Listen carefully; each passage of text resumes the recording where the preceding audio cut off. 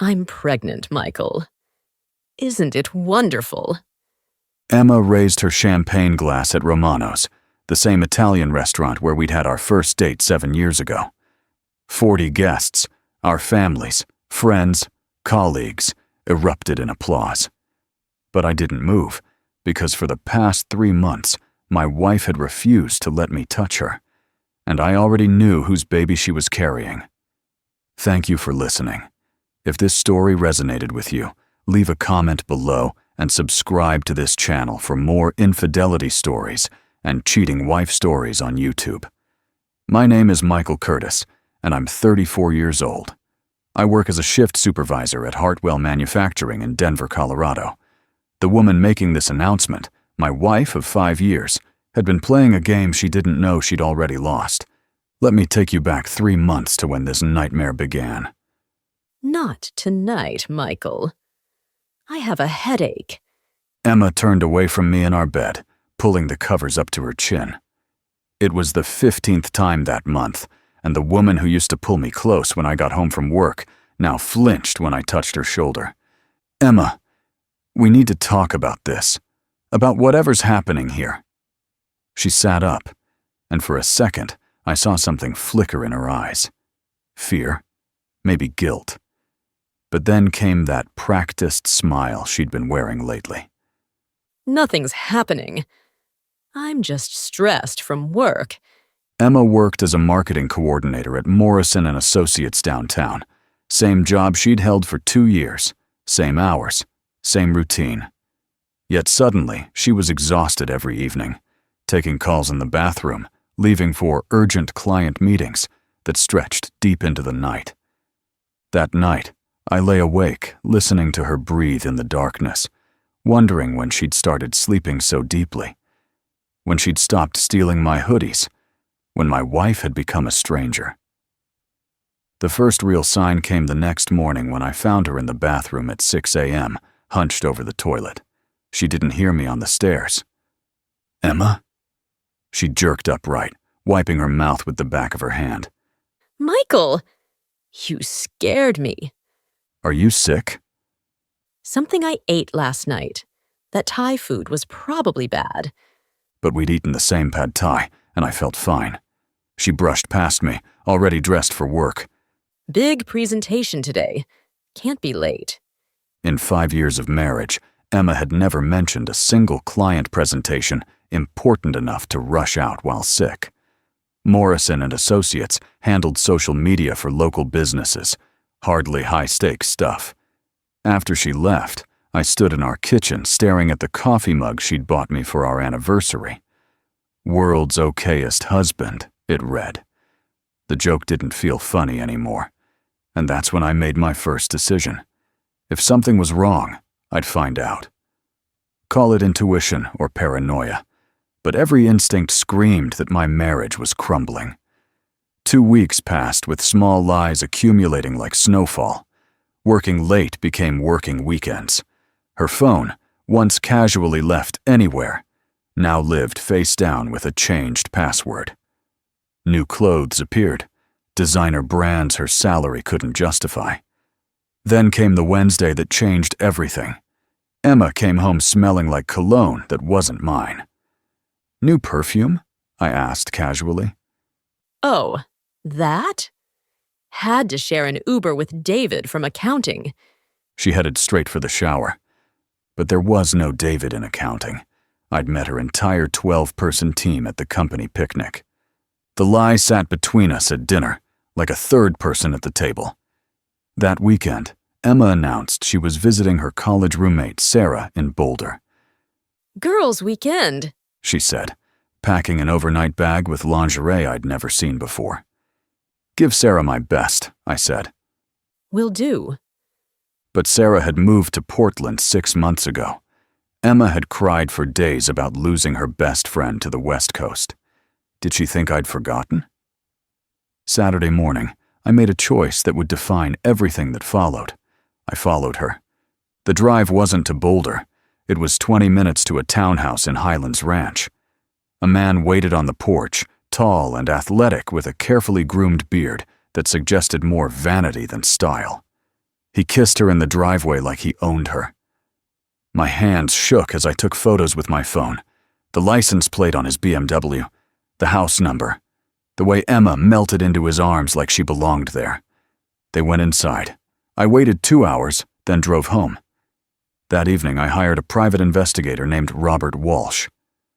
I need everything on this address and the man who lives there. Monday morning, Walsh called back. House belongs to James Harrison, 36, commercial real estate broker, recently divorced, no kids.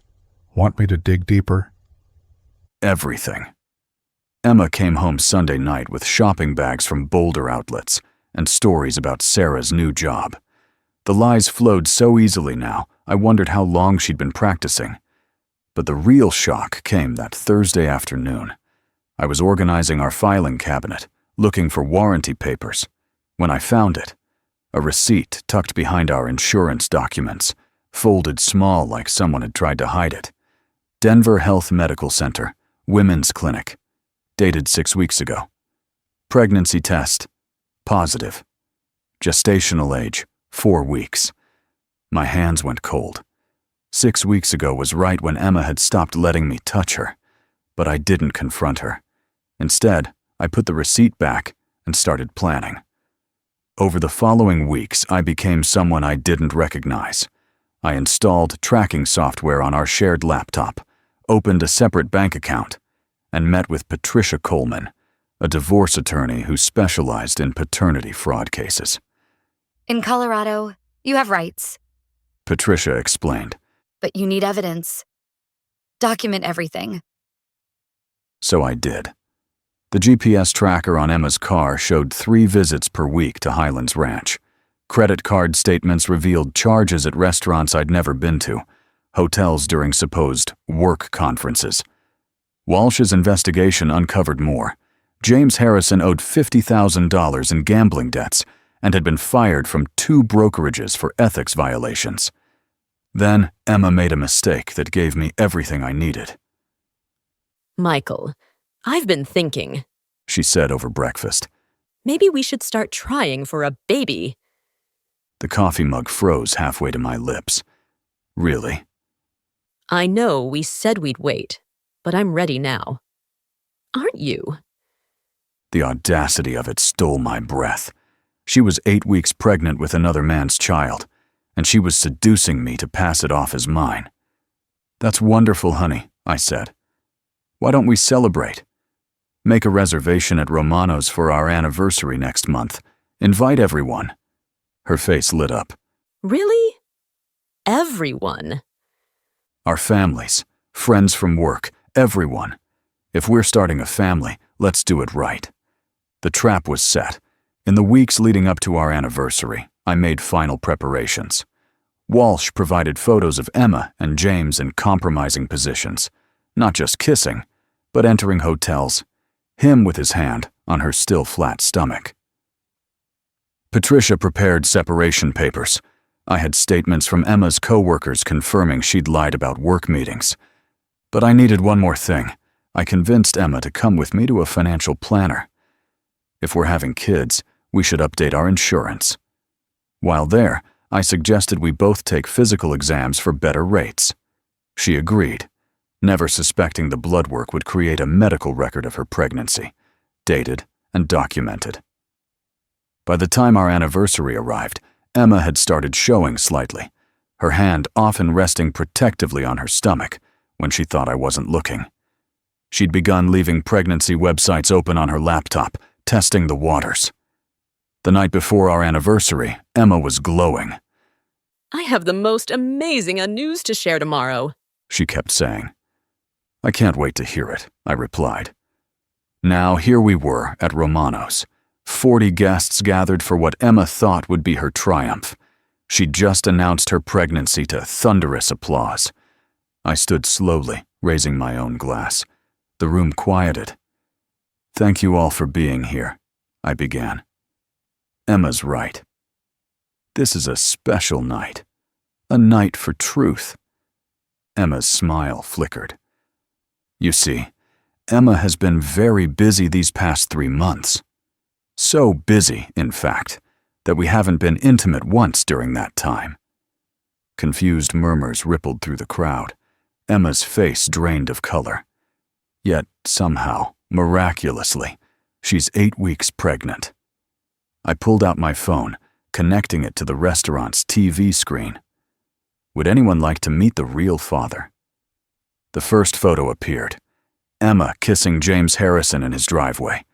Gasps echoed through the room. More photos followed with date stamps clearly visible. Michael, please. Emma stood, reaching for me. His name is James Harrison. He's a disgraced broker with a gambling problem who's been fired twice for ethics violations. I swiped to the next image, Emma entering a hotel with James, dated 3 weeks ago. Emma thought she could trick me into raising another man's child. She thought I was too stupid to notice. Emma's mother screamed. My father shook his head in disgust. Emma tried to run, but her legs gave out. She collapsed into her chair, sobbing. "The divorce papers will be filed Monday," I announced. "Oh, and James. If you're listening," I looked directly at Emma. "She told me about your debts, about how you convinced her to try this scheme, how you needed a backup plan if I found out. She kept recordings of everything." That was a lie, but Emma was too shocked to deny it. The seed of doubt was planted. I walked out of Romano's with my dignity intact, leaving chaos behind. Emma tried calling hundreds of times that night. I blocked her after the third voicemail. She moved back with her parents while I kept the house. The divorce was finalized in 4 months, the fastest Patricia had ever managed. Emma got nothing because the prenup I'd insisted on years ago protected my assets in cases of infidelity. But the real justice came 6 months later. James Harrison dumped Emma the moment he learned she'd get no money from the divorce. Worse, my revelation about recordings had made him paranoid. He accused her of setting him up, of planning to blackmail him. Their relationship exploded spectacularly. Emma gave birth alone, her parents too ashamed to attend. She works 2 jobs now, morning shifts at a grocery store, evenings waitressing. Last I heard, she was living in a studio apartment, fighting James for child support he'll never pay. As for me, I sold our house and bought a cabin in Aspen, waking up to mountain views instead of lies. I started my own consulting firm, free from the weight of betrayal. I even met someone, a pediatric surgeon named Grace, who values honesty above all else. Sometimes Emma emails, begging for forgiveness, claiming she never meant for any of it to happen. I don't respond. She made her choices. Now she lives with them.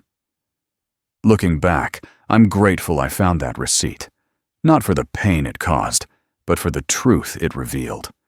Emma didn't just cheat. She tried to steal my future, my trust, my potential children's birthright. She wanted to build her happiness on a foundation of my ignorance. So I didn't lose a wife, I lost a liar. And that anniversary dinner at Romano's, it's become legend in our social circle. A cautionary tale about what happens when you underestimate the person who loves you most. Thank you for listening. Like the video and subscribe for more infidelity stories, cheating wife stories, and inspirational stories about finding the strength to start over.